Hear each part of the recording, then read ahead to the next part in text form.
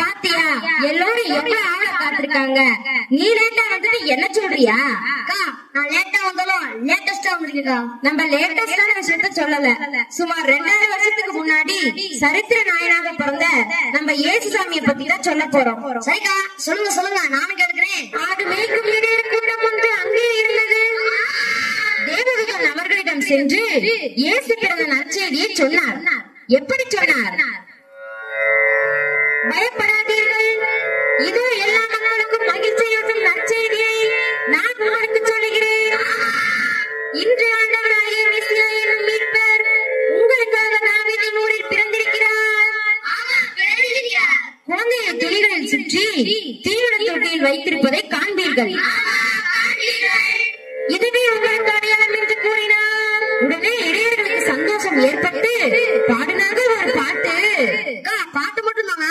ஆட்டம் வந்து சும்மா பட்டையை கிளப்பிட்டாங்கல்ல.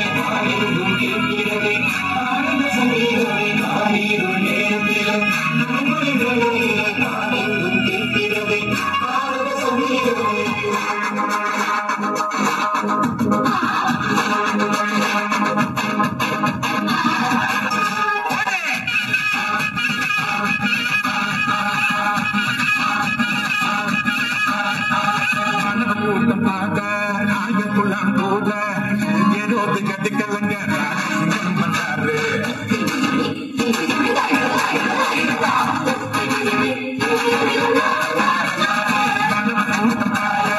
ஆயக்குள்ளாம் போக ஏரோது கட்டுக்கலங்க சிங்கம் பண்ணாரு மகிமையா மகிழ்ச்சியா கண்கள் நிறைவேத வெற்றி கொடி நாட்டிட வேகம் ஊர்ல வீட்டு முகத்துல மதிய தம்பிக